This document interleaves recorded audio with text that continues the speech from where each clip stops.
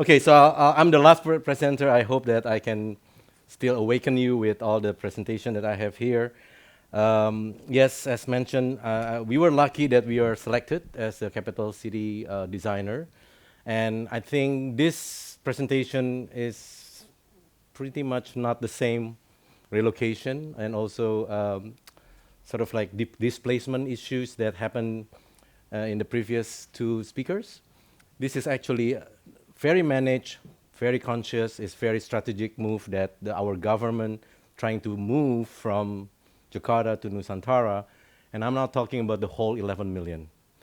It's just going to be the government function that is moving, that's going to Nusantara because of various reasons. And then I think I'm going to call it radical retreat because to me is a retreat that not only just dealing with one or two issues, it's really a strategic and it's also very expensive and costly exercise. So throughout this presentation, I'm going to talk about why we have to move from Jakarta, what we're going to do in the capital city, and we will come back again about how we deal with Jakarta. Oh yeah, before going, let me do a little bit survey. How many of you designers, architects, landscape architects? Yeah, there are more of us. So it should be easier for me to explain about this. Because just caveat, I'm going to talk in my capacity as urban designer, urban planner, and architects. So a lot of the aspect about the capital city relocation also relates with social, environmental, etc., which I may have some, capacity that I cannot really answer beyond that. So let's hear first about why we have to move from Jakarta. 5 key issues that I select. I think we have much more issues to begin with, but then one of the big issues is traffic. And surprisingly, traffic costs us almost 6.1 billion a year. So that's the shocking number, and I will probably invite you to see whether flood is actually as big as this or probably even more, yeah? But it's happening, and it costs us a lot of problem, it costs us a lot of economy. And the second one, of course, the flooding. So by 2012, it was 8, and it's now growing to 26.9% this year, and it's going to be 35.6 according to the research, and that will affect more than 1/3 of the whole Jakarta. And the flood is affecting about 300 to 370 million per year. It happens probably once or twice, but it's constantly giving you a loss of the economic activity, especially because of the climate change. Land subsidence is another topic. It affects about 40% of the area. And we are proud to say that we are the highest land subsidence rate in the world. Finally, Indonesia come first. First in the land subsidence. We should be embarrassed about this because, yeah, that's happening. And especially my home is actually on the one on the left. So I hope that not many people know about this. Otherwise, my land price will be going down. So the last one is the last two, lack of public housing. So we have a very big inequality between the poorest and also the most wealthiest. So it's impossible for people to get affordable housing, and a lot of them living in the substandard area, especially along the riverfront illegally, because first they don't like to move to the higher ground anyway. Secondly, the land price is really expensive. Even the government struggling to find places for high-rise affordable housing. And the last one will be the open space. We only have 5.36% of the area of green. Compare that to most probably European cities or American cities or even Singapore. Singapore has about 20 to 30%. We are 5, and some says that included in that 5 is a cemetery. Yeah, and cemetery is a public open space, by the way, because you can always enter cemetery, whether you like to be in it or not. It's another question. But Our target is 30%, which is still very low. And considering the land price in Jakarta, it's very difficult to get to that level. So now we come into the conclusion that, well, Jakarta is under serious threat, and we need to have a strategic move for the central government. So this is a little bit kind of like self-centered, because they don't take the rest of the people, of the 11 million. It's only about 500,000 of the government official, adding another 2 probably in the family, which add up to 1.5 million. That is going to be relocating, and this needs a serious retreat. And I think our government has learned the lessons that let's not do something that become like another Jakarta. So we don't want another problem like Jakarta, and also we need to find a better and even probably much higher target of the city that we can use as an exemplary for other cities to follow. So the question will be where? And this is it's not coming from me, but there is some logic to it, and the government has decided to move from that is Jakarta, and anybody guess what is the red? Earthquakes. Yes, that's where the Ring of Fire, the famous sort of like series of volcano, and I don't know why we still live in this area. I don't know, we just love the challenge. But then, one island is escaped from this pattern, East Kalimantan. It could be also in the central Kalimantan, it could be also the West Kalimantan. There was some sort of like discussion in the beginning when we want to relocate, but they decided East Kalimantan is the place where there's not much sort of like volcanic activity, and also earthquake is very low. And I think when we want to do a retreat, this is something that we really need to pay attention. You better find the place that is suitable, and the area that is acceptable, and a lot of multiple sort of criteria about how and where we have to go. And also this one is the second one is the density and also the amount of people that live in one place. And if you look at it, Jakarta, Surabaya, and all this part of the island, that's where one single island here have more than half of the whole entire population of Indonesia. Mind you, we have 280 million people. It's not just like 50,000. 240 something million people, 140 something million living here. And just before that, that's where this area is, right? So why would we love to stay around the volcano? I don't know, I still cannot figure it out, but this is happening since the Dutch time, which is about 350 years ago. And we still populate this island, creating the disparity between the other island, who's actually, this is much bigger, and yet the population is not equally spread. So that's another reason why we want to move to East Kalimantan. And the third one is, I think our Indonesian government tried to really send the message that it's not about Java anymore, because a lot of the discussion that's happening in, all our president came from Java, with one exception, the vice president who accidentally became the president because we bring down Suharto, and the vice president at that time was Habibie, which is coming from this island. But mostly, presidential in the Indonesia is mostly Javanese. It's very much Java-centric. So I think the message that the government trying to say is, we will relocate where it is centrally located, left, right, up, and down. That's where we should be. And sending the message that it's no longer about Java anymore, it's about Indonesia. Where it is exactly, somewhere around here, and this is like a chicken. So this is like the chest of the chicken. And then Samarinda and Balikpapan is a city of mostly oil and gas and petroleum and mining town. And then we are relocating to this area. The whole green area is about 250,000 hectares. It's about the size of metropolitan Tokyo. Well, Jakarta is also about this size. Singapore and Jakarta is about 60,000 hectares. It's about this much. But within this area is planned for 1.8 million. Comparison to 11 million of Jakarta, we are somewhere much more, probably one-tenth of that. So the density is not the same. It's not going to be another Jakarta.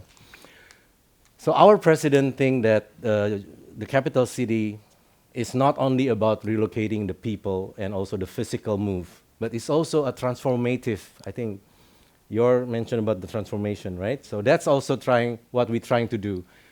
We try to go to the advanced Indonesia, try to change the way of life, try to introduce a lot more, I would say, highly performing cities that I'll invite you to look into this number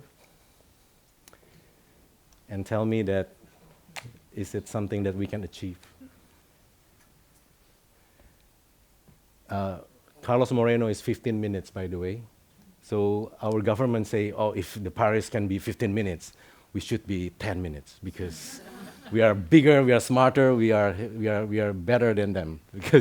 But then the 10-minute city is really actually unknown because everybody keeps saying about 15, and now it's about 10. 80% public transport. Like, I don't know any place on earth that can achieve that 80%, except to the exception of probably a very central, downtown of sort of like European town, or even the crossing point of Shibuya or Shinjuku in Japan. But other than that, there's no way we can get to the 80% public transport. 70% of the area should be green. Singapore has 40% of the green. If you are living in the jungle, maybe you are in this 80% of green. But we are doing a 70% green, which is a limited area for development. 100% alternative energy, net zero emission city, 2% temperature reduction. This is all very high. And it's not something that even exists in one single place. There are probably cities that doing well in the alternative energy, but they are not probably 10 minutes. There are some cities that doing 10 minutes, but they are not really have a net zero. So all of this is almost like the wish list from the high-level politician that comes down to the National Planning Department. And then I came from the Ministry of Public Works.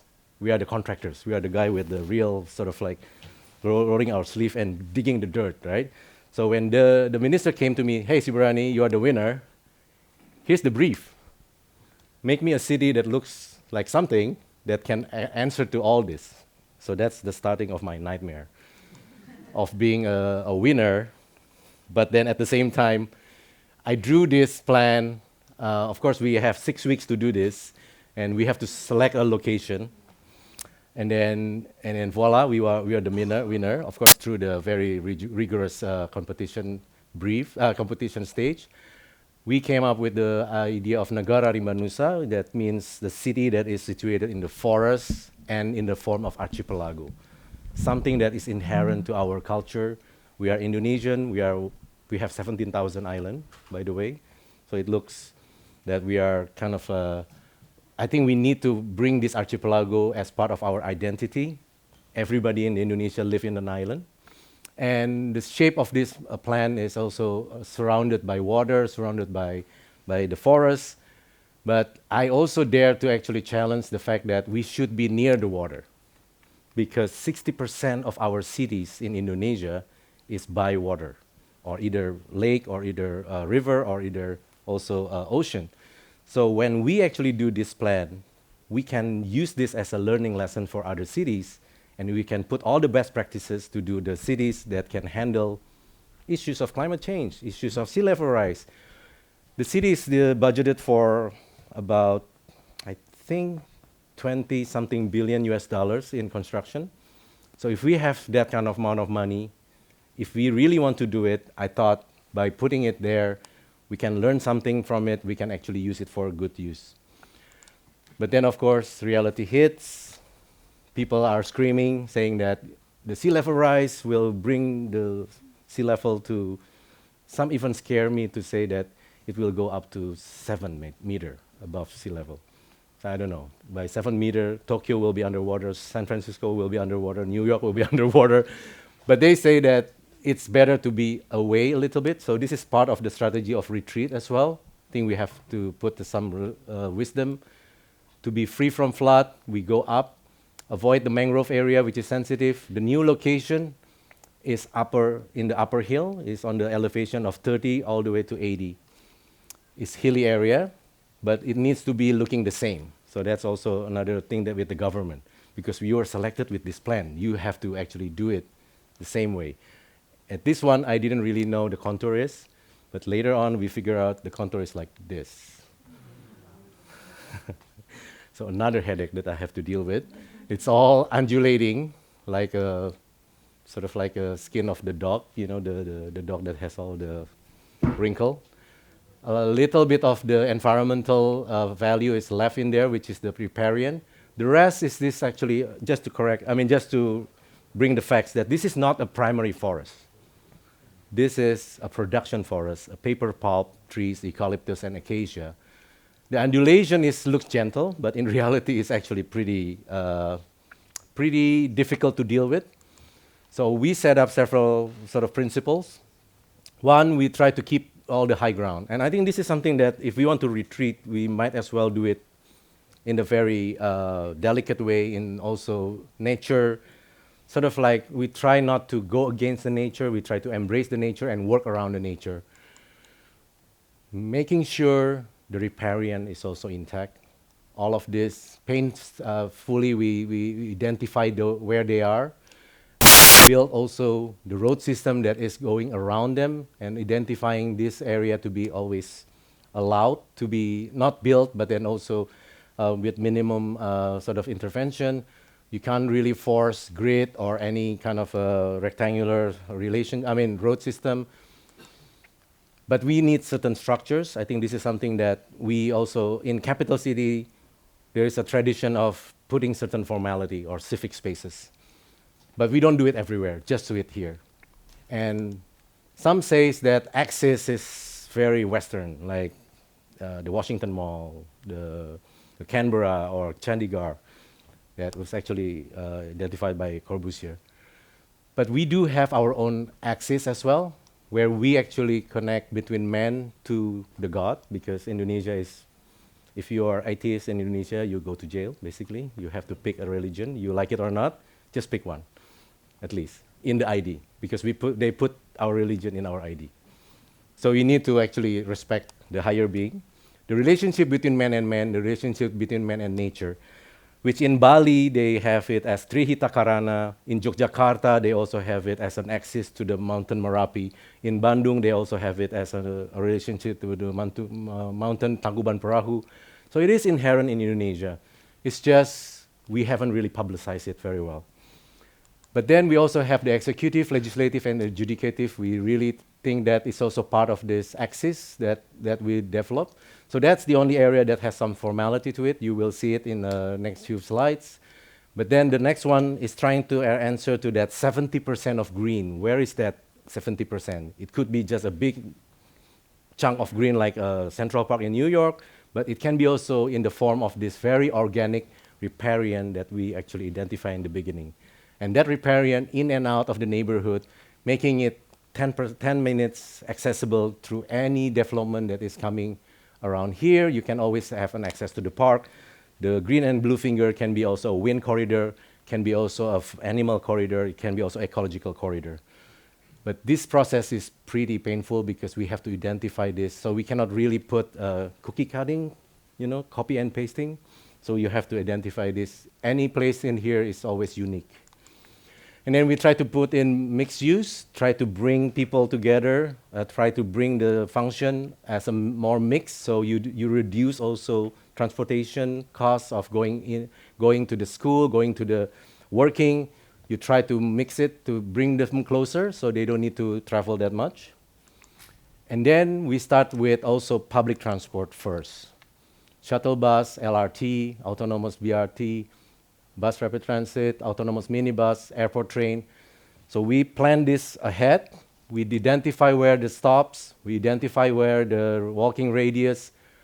We start to build density more around the transit. So more people can access this area.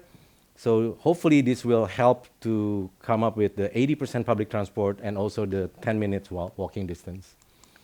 And we call this transit-oriented polycentric city. And it's also happened to be similar with our islands of archipelago concept.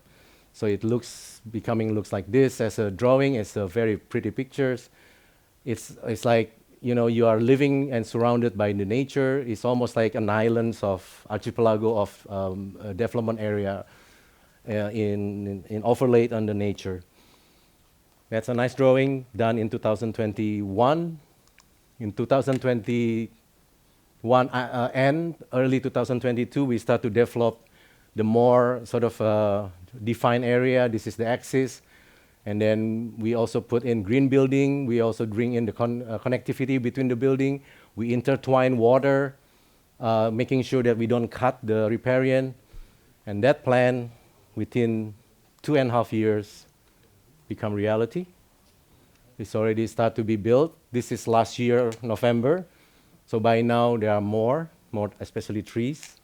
There are more development happening. We managed to secure this area. This is our axis, this is our mall. So the mall is actually having a lot more Indonesian style landscape and also forests. Some spaces, it's not that bad. I think it's close enough to what we rendered. Not many times, many times we are disappointed, designers disappointed when we have rendering nice, but then they build it in a crappy way. I wouldn't say this is the best, but it's not bad. But this is the difficult one, because we cannot pump the trees. The trees has to wait. So it starts with this small one first. And the species is probably something that is still behind this, because this is the existing eucalyptus trees. So that's enough with capital city. I can share more details about this. There are more pictures, but let's go back to Jakarta. We don't want to leave Jakarta and irresponsibly leave Jakarta as it is, but Jakarta needs to change. So it needs to make certain strategic steps. The first one is to admit that you have problem. Because most of the problem, if you talk to the addict, I don't have any problem. Jakarta is fine. We live in Jakarta. It just happened like flood once or twice, but come back again, right? You need a wake-up call. You need to fight, because it is already an imminent problem. You need to think about it as not business as usual anymore. You need to use also whatever resources possible. You need more money. And this is something that, a presentation that I gave to the government. I'm not in charge of Jakarta, but I'm giving them sort of an input. And in a very logical and designer perspective way, I put some ideas, and I think it's very easy to understand. If you have flood, you have to slow down the water in upstream. The upstream is a hillier area. Put more green, put more riparian, and increase the water catchment before it goes down to the river, down to the ocean. Increase more green area across Jakarta, along the street, along the park, wherever you can possibly find. Add more reservoir at the north, making sure that is at least have certain level of storage. And this is the most expensive one. I think we need to prevent the sea level rise by building the giant seawall. It's already happening in stages now. I think there are certain areas it's already been shown, and you can see the moss that is already underwater. That's the giant seawall. That's the first one for the flood. Second one is the sinking. First, we need to stop groundwater extraction. Why they do groundwater extraction? Because the municipality water is not enough. 40% of Jakarta, 60% of Jakarta is underserved. It's not actually have 100% municipal water pipe. That's why they use the artists. But then also, I think we heard in many sessions that there is a technology to pump the water back to the ground by ground recharge. I think we need to do that, and we need to stop development, especially on this sensitive area, for the time being, put a moratorium of development, of heavy development around that area. So we stop, and then we start to also complete the transport. We have a lot of plans, still plans, but they need to just get it done, get our metro going, put all the TODs into good use, and really try to put also adding more higher density, affordable housing around the transit. And this is the bonus. Remember, 500,000 people going out, their offices will be empty. Their offices will be possible for reuse or adaptive reuse or revitalize, which we can actually create somewhat a model. This is one of the Ministry of Finance, so we use that area. There's already a train station there. Some of the old building is no longer relevant. Building more density, but also have a lot of green areas, the green roof, affordable housing, sports, more open spaces, more ground recharge, water retention, more social spaces, allowing them to be more penetrable. And this is just one of the 580 plots that is available in Jakarta with a high level, the density can go up to plot ratio of 9 to 10. So we use this as a model and spread it around whole Jakarta, identifying more green spaces, completing the public transport, adding more transit-oriented development and redevelopment sites of the existing ministry and the government center, and then do something that can help Jakarta to be better, to come back to their status. Of course, it's very simplistic, but it's logical. It's just about whether the government have the resources and also the technical expertise to do this.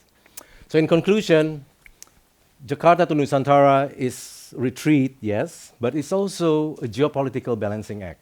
It's not just because we are running away from the problem in Jakarta, but it's trying to also address the inequality of the whole Indonesia and trying to find the common ground for all Indonesians.